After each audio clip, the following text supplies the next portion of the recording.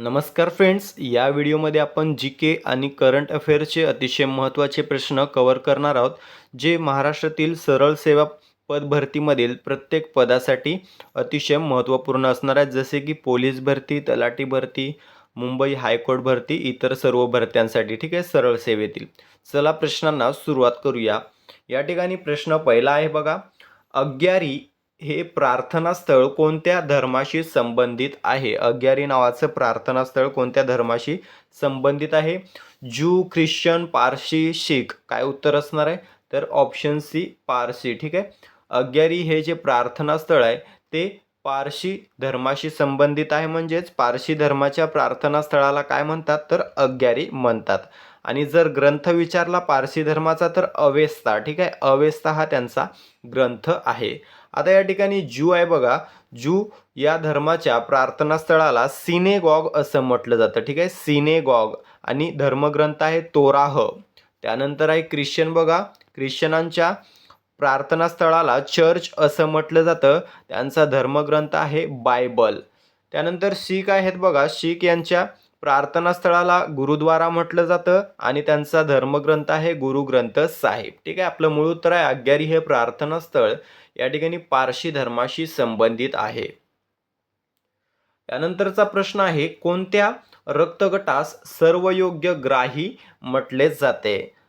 O positive, A B positive, A positive, B positive. काय उत्तर असणार आहे? कमेंट करायचं आहे बघा उत्तर.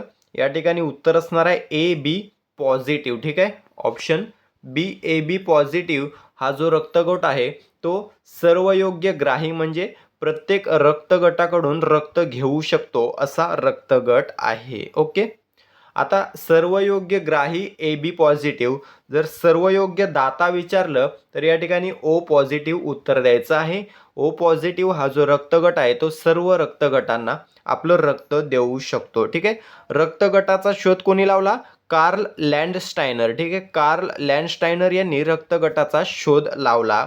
ठीक आहे, त्यापैकी बघा ए बी आणि ओ, ए बी ओ या 3 रक्तगटांचा शोध कार्ल लँडस्टायनर यांनी लावलेला आहे. त्यानंतर ए बी हा जो रक्तगट आहे ए बी या रक्तगटाचा शोध डिकास्टोला आणि स्टर्ली यांनी लावलेला आहे. पुढील प्रश्न आहे, सहारा वाळवंट कोणत्या खंडात आहे? ऑप्शन्स आहेत बघा, आशिया, आफ्रिका, ऑस्ट्रेलिया, चीन. काय उत्तर असणार आहे? तर आफ्रिका. ठीक आहे, ऑप्शन क्रमांक बी आफ्रिका. सहारा हे जे वाळवंट आहे ते आफ्रिका खंडामध्ये आहे. आपल्या आशियामध्ये आहे बघा गोबी. ठीक आहे, आशियातील सर्वात मोठे वाळवंट आहे गोबी नावाचे आशिया खंडात आहे. ठीक आहे, जे चीन आणि मंगोलियामध्ये पसरलेले आहे.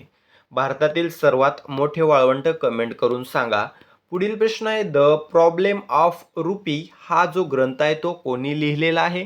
ऑप्शन्स आहेत महात्मा गांधी, डॉक्टर बाबासाहेब आंबेडकर, सी राजगोपालाचारी, पंडित नेहरू. काय उत्तर असणार आहे?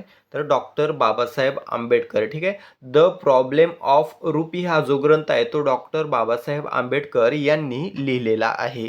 यांचे अनेक ग्रंथ आहेत परीक्षेत विचारले जाणारे. त्यापैकी शूद्र कोण होते किंवा हू वेअर द शूद्राज. त्यानंतर writing and speeches, the partition of India, riddles in Hinduism, caste in India, thoughts on Pakistan असे महत्त्वाचे ग्रंथ विचारले जातात. ठीक आहे, डॉक्टर बाबासाहेब आंबेडकर यांचे. या ठिकाणी महात्मा गांधी आहेत बघा, यांचे 2 पुस्तक विचारले जातात. माझे सत्याचे प्रयोग, यालाच इंग्रजीत the story of my experiments with truth. ठीक आहे, असं पुस्तक आहे. हे महात्मा गांधीजींचं विचारलं जातं खूप वेळा, माझे सत्याचे प्रयोग. त्यानंतर भारताचा शोध पंडित नेहरू. ठीक आहे, डिस्कवरी ऑफ इंडिया किंवा भारताचा शोध आणि ग्लिम्सेस ऑफ वर्ल्ड हिस्ट्री हे पुस्तक पंडित नेहरूंचे विचारलेले आहेत खूप वेळेला पोलीस भरती, तलाठी भरतीमध्ये. ठीक आहे, त्यानंतरचा प्रश्न आहे, order of Saint Andrew the Apostle हा कोणत्या देशाचा सर्वोच्च नागरी पुरस्कार आहे? कोणत्या देशाचा आहे? रशिया. ठीक आहे, हा जो पुरस्कार आहे तो रशिया देशाचा सर्वोच्च पुरस्कार आहे, order of Saint Andrew the Apostle. ठीक आहे, हा पुरस्कार 2019 मध्ये नरेंद्र मोदींना मिळालेला हे देखील आपल्याला लक्षात ठेवायचं आहे. युक्रेनचा सर्वोच्च पुरस्कार आहे हिरो ऑफ युक्रेन, ठीक आहे. सैनिकांसाठी order of the gold star आणि नागरी पुरस्कार आहे ऑर्डर ऑफ द स्टेट, असे दोन उपप्रकार आहेत हिरो ऑफ युक्रेनचे. त्यानंतर फ्रान्सचा सर्वोच्च पुरस्कार आहे the National Order of the Legion of Honour. ऑस्ट्रेलियाचा सर्वोच्च पुरस्कार आहे ऑर्डर ऑफ ऑस्ट्रेलिया, ठीक आहे. त्यानंतर प्रश्न आहे भारतीय दंड संहितेऐवजी कोणता कायदा 1 जुलै 2024 पासून अंमलात आलेला आहे? कोणता कायदा आलेला आहे? भारतीय न्याय संहिता, ठीक आहे. भारतीय न्याय संहिता हा जो कायदा आहे तो 1 जुलै 2024 पासून अंमलात आलेला आहे. कोणाच्या जागी? भारतीय दंड संहिता याच्या जागी, ठीक आहे. भारतामध्ये 3 फौजदारी कायद्यांमध्ये बदल करण्यात आलेला आहे, ठीक आहे. 3 फौजदारी कायद्यांमध्ये बदल करण्यात आलेला आहे. पूर्वी भारतीय दंड संहिता आता भारतीय न्याय संहिता म्हणून ओळखली जाणार आहे.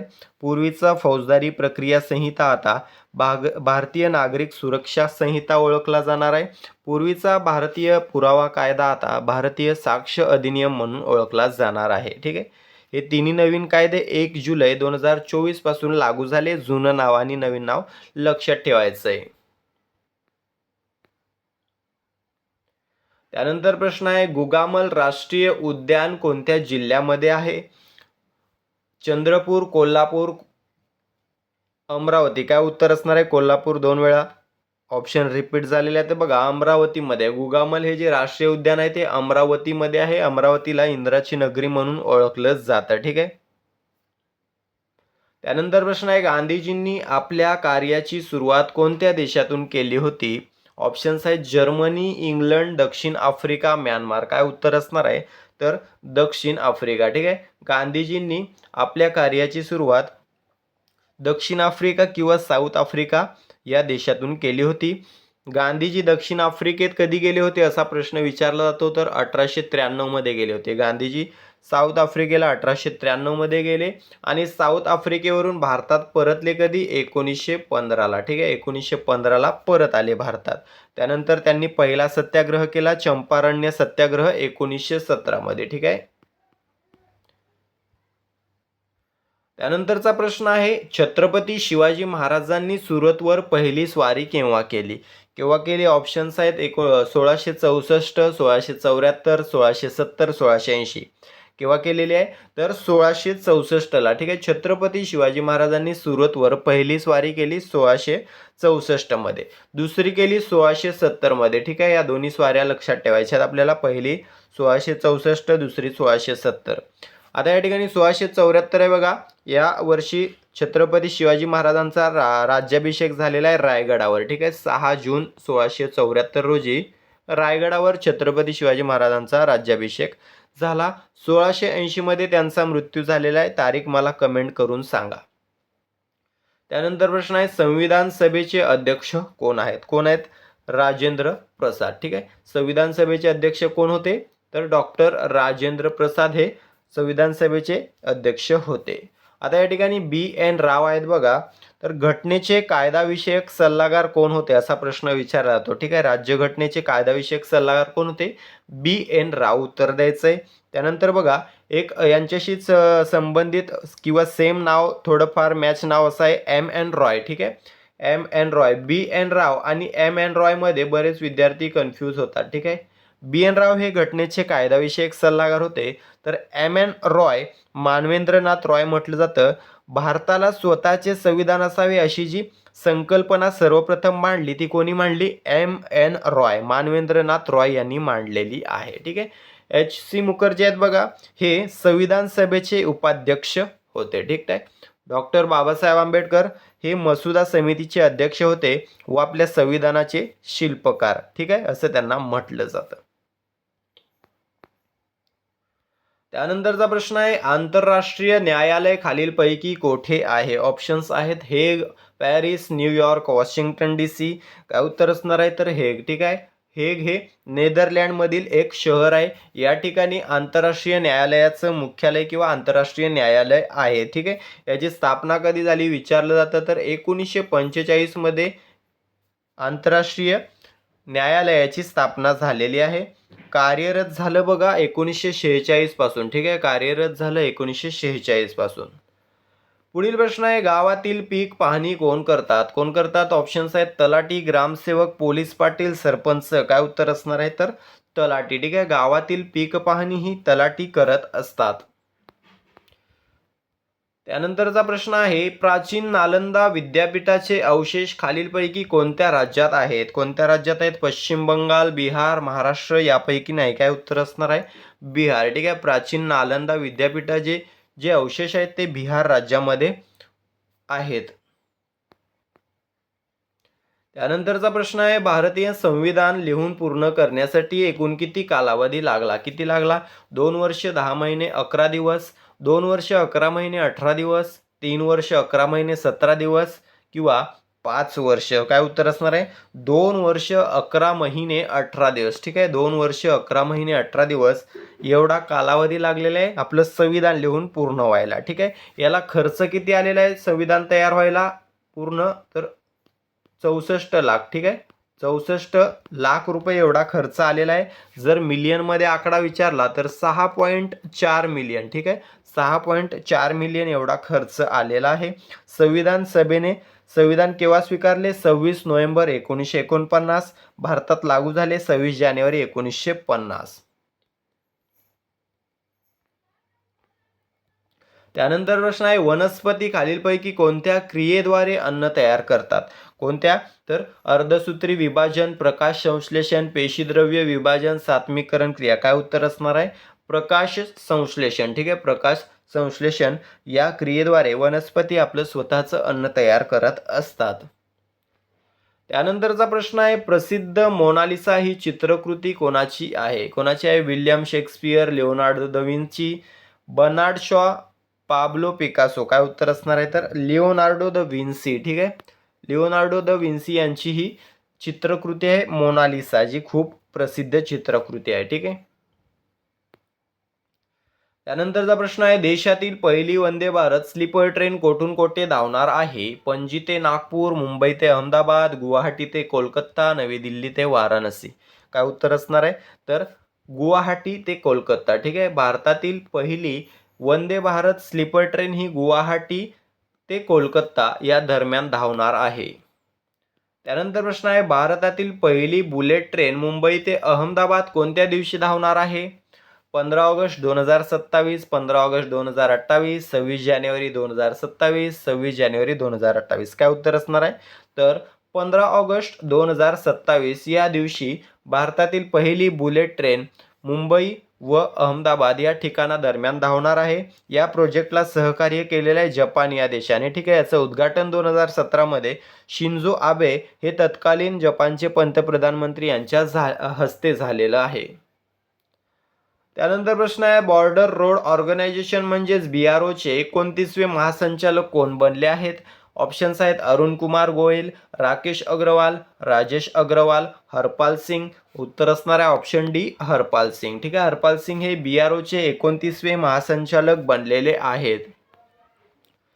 त्यानंतरचा प्रश्न आहे, भारतीय हॉकी संघाच्या मुख्य प्रशिक्षकपदी कोणाची नियुक्ती करण्यात आलेली आहे? ऑप्शन्स आहेत Sjoerd Marijne, Rais Sheikh, Craig Fulton, Graham Reid. काय उत्तर असणार आहे? तर ऑप्शन ए, शुअर्ड मरीन. ठीक आहे, हे एक डच प्रशिक्षक आहेत जे आपल्या भारतीय हॉकी संघाचे मुख्य प्रशिक्षक झालेले आहेत. त्यानंतरचा प्रश्न आहे, नाशिक ते सोलापूर दरम्यान किती पदरी ग्रीनफील्ड कॉरिडॉर मंजूर मिळाली आहे? किती? तर 6. ठीक आहे, 6 पदरी कॉरिडॉरला मंजुरी मिळालेली आहे. त्यानंतरचा प्रश्न आहे, अमेरिका देशाने अटक केलेले निकोलस मादुरो कोणत्या देशाचे राष्ट्राध्यक्ष आहेत? ऑप्शन्स आहेत बहामास, मेक्सिको, क्युबा, व्हेनेझुएला. काय उत्तर असणार आहे? व्हेनेझुएला. ठीक आहे, अमेरिका देशाने सैन्य पाठवून व्हेनेझुएलामधील राष्ट्रपती यांना अटक केलेली आहे. त्यांचं नाव मला कमेंट करायचं आहे. ते व्हेनेझुएला या देशाचे राष्ट्रपती आहेत. ठीक आहे, मादुरो काहीतरी नाव आहे त्यांचं, नीटचं आठवत नाही. त्यानंतर प्रश्न आहे, साताऱ्यातील नायगावचे नामकरण खालीलपैकी काय करण्यात येणार आहे? ऑप्शन्स आहेत रमाबाई नगर, अहिल्यादेवी होळकर नगर, संत जनाबाई नगर, सावित्रीबाई फुले नगर. काय उत्तर आहे? Option D, Savitribai Phule Nagar. ठीक आहे, साताऱ्यातील नायगावचे नामकरण सावित्रीबाई फुले नगर असं करण्यात येणार आहे. शेवटचा प्रश्न आहे, देशातील पहिली हायड्रोजन ट्रेन जिंद ते सोनीपत दरम्यान केव्हा धावणार आहे? 10 जानेवारी 2025, 15 जानेवारी 2026, 20 जानेवारी 2026, 30 जानेवारी 2026. काय उत्तर असणार आहे? तर 20 जानेवारी 2026. ठीक आहे, 20 जानेवारी 2026ला देशातील पहिली हायड्रोजन ट्रेन जिंद ते सोनीपत या दरम्यान धावणार आहे. आता जिंद ते सोनीपत हे दोन्ही ठिकाण मला कुठे आहेत कमेंट करून सांगायचंय. ठीक आहे, अशा प्रकारे आपण 24 महत्त्वाचे क्वेश्चन्स कव्हर केलेले आहेत जे सरळ सेवा पद भरतीमधील प्रत्येक पदासाठी उपयुक्त असणार आहेत. जर व्हिडिओ आवडला असेल व्हिडिओला लाईक करायचं आहे, शेअर करायचं आहे, चॅनलला सबस्क्राईब करून घ्यायचं आहे. भेटूया पुढील भागामध्ये. धन्यवाद.